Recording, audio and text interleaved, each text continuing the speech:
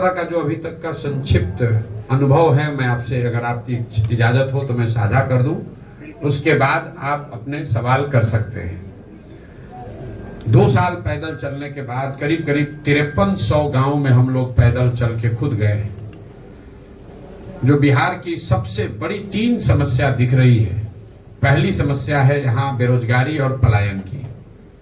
अब आप यहाँ पत्रकार होने के नाते ये कह सकते हैं कि बेरोजगारी और पलायन बिहार की बहुत बड़ी समस्या है, इसके लिए पदयात्रा करने की क्या जरूरत है? ये तो सबको मालूम है।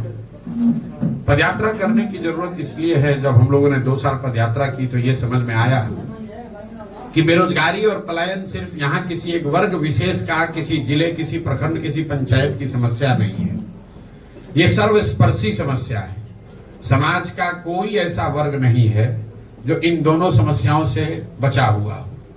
जैसे पलायन को लेकर हम लोग समझते हैं कि पलायन यहाँ के गरीब लोग करते हैं, ये गरीबों की समस्या है। यात्रा के 2 साल के अनुभव के बाद मैं आपको ये विश्वास के साथ बता सकता हूँ कि बिहार का शायद ही कोई ऐसा परिवार है जो पलायन के दंश को नहीं झेल रहा है। फर्क बस इतना ही है कि गरीब घर का बच्चा मजदूरी करने के लिए पलायन कर रहा है और मध्यम वर्गीय और अच्छे घरों के सामान्य परिवार के बच्चे जो हैं वो पढ़ाई और नौकरी के लिए बाहर जा रहे हैं। लेकिन बाहर जा हर व्यक्ति रहा है। शायद ही कोई ऐसा गांव है जहां पर आपको 30-40% से ज्यादा नवयुवक गांव में मिलते हैं। गांव में जब हम लोग जाते हैं तो ज्यादातर गांव में महिलाएं मिलती हैं, बूढ़े लोग मिलते हैं, बच्चे मिलते हैं। जो बाढ़ प्रभावित प्रखंड हैं, पंचायत हैं, वहां पर तो 60-70% युवा बाहर चले गए। जहां बाढ़ नहीं आता है वहां से भी 40-50% युवा बाहर रह रहे हैं। पलायन का इतना प्रभाव है, इसका सामाजिक प्रभाव देखिए कि लोगों ने परिवार की जो परिकल्पना है लोगों के मन में, कहीं ना कहीं वही टूट गई है। लोगों ने इस बात को जीवन की सच्चाई मान लिया है कि अगर हमारे घर में किसी को कमाई वाला काम करना है, कमाना है, तो उसको घर परिवार छोड़कर बाहर ही जाना है। लोगों ने ये मान लिया है कि अगर मेरा बच्चा अच्छा पढ़ने वाला है तो उसको बिहार के बाहर ही जाना है। लोगों ने ये मान लिया है कि अगर घर में कोई बीमार ज्यादा पड़ जाए तो दवा इलाज के लिए उसको बिहार के बाहर ही जाना है। गांव में शायद ही कोई ऐसा परिवार मिलता है जहां पति पत्नी, बाल बच्चे और माता पिता एक साथ रह रहे हैं। परिवार की परिकल्पना ही खत्म हो गई है। इसी तरह बेरोजगारी जो है, ये सिर्फ पढ़े लिखे या अनपढ़ों, गरीब अमीर, अगड़े पिछड़े की समस्या नहीं है।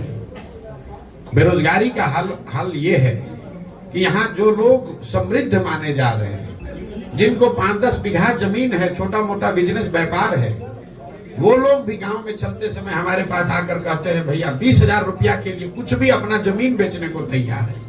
बेरोजगारी का ये हाल है। तो बेरोजगारी और पलायन के बाद जो दूसरी सबसे बड़ी समस्या दिखी वो है शिक्षा व्यवस्था का बिहार में ध्वस्त हो जाना। हम लोग जैसे लोग बिहार के सरकारी विद्यालय से पढ़े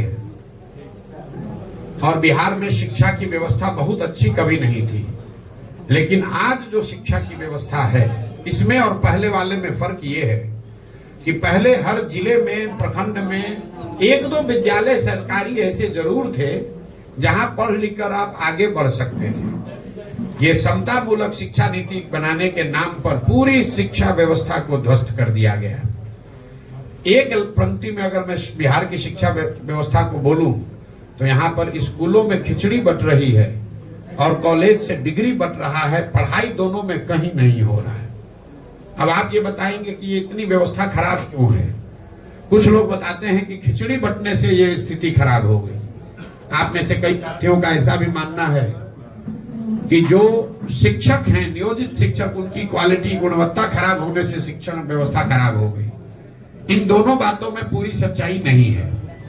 अगर सिर्फ खिचड़ी बांटने से बिहार की व्यवस्था खराब हो जाती शिक्षा की, तो 6वीं कक्षा से आगे के विद्यालयों में तो खिचड़ी नहीं बट रहा है। वहां पर पढ़ाई क्यों नहीं हो रहा है? जो लोग ये समझते हैं कि शिक्षकों की गुणवत्ता की वजह से बिहार की शिक्षा व्यवस्था खराब हो गई, आप मुझे बताइए कि पटना साइंस कॉलेज में, आरा जैन कॉलेज में, पटना कॉलेज में, वहां पर पढ़ाई क्यों नहीं हो रही? वहां पर तो नियोजित शिक्षक नहीं पढ़ा रहा है। कहीं ना कहीं इस समस्या की जड़ को अगर आप देखेंगे तो आपको पता चलेगा कि बिहार में शिक्षा व्यवस्था इसलिए खराब हो गई है कि यहाँ समाज और सरकार, मैं समाज को भी कह रहा हूं, सिर्फ सरकार नहीं, समाज और सरकार दोनों की प्राथमिकता में शिक्षा है ही नहीं। समाज के लिए भी शिक्षा और शिक्षण संस्थाएं सिर्फ और सिर्फ सरकारी लाभ और कुछ योजनाओं का बंटवारे का केंद्र है। गांव में अगर विद्यालय में खिचड़ी नहीं बटी, तो अगर उसको साइकिल पोशाक का पैसा नहीं आया, घर के लोग जाकर हेडमास्टर से झगड़ा करते हैं कि भैया हमारा पोशाक का पैसा नहीं मिला, साइकिल का पैसा नहीं मिला। लेकिन उसी विद्यालय में गणित का क्लास अगर साल भर नहीं हुआ, शिक्षक है ही नहीं, तो कोई व्यक्ति जाकर नहीं पूछ रहा है कि हमारा बच्चा गणित कैसे पढ़ेगा, यहाँ तो गणित का टीचर ही नहीं है। इसी तरह से सरकार के लिए भी जो शिक्षण संस्थाएं हैं, वो पढ़ाई छोड़कर बाकी सब काम करने का व्यवस्था है। कभी उनसे आप सफाई का काम करवा रहे हैं, कभी उससे इलेक्शन का रोल बनवा रहे हैं, कभी शराबबंदी का डाटा इकट्ठा करवा रहे हैं, कभी वहां से खिचड़ी बंटवा रहे हैं, सब काम कर रहे हैं, पढ़ा नहीं रहे। तो ये नीतीश कुमार की जो, लालू नीतीश की जो शिक्षा नीति रही है, इसकी वजह से बिहार में जो बचा खुचा था वो भी शिक्षा व्यवस्था पूरी तरीके से खत्म हो गई और इससे इतना बड़ा नुकसान हुआ है।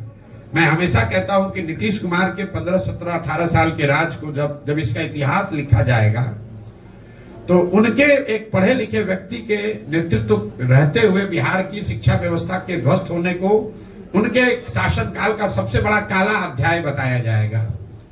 ऐसा इसलिए कि कल बिहार में एक अच्छी सरकार आ जाए, सड़क टूटी है सड़क बन जाएगा, नहर में पानी नहीं है नहर आ जाएगा, अधिकारी आज चोरी मनमानी कर रहे हैं उसको रोका जा सकता है। लेकिन जो 2 पीढ़ियां इस ध्वस्त शिक्षा व्यवस्था से पढ़कर निकल गई, अब एक अच्छी सरकार आ भी जाए, अच्छी व्यवस्था बन भी जाए, तो भी उनका जीवन अब सुधरने वाला नहीं है। उनको पूरे जिंदगी शिक्षित समाज के पीछे ही चलना पड़ेगा।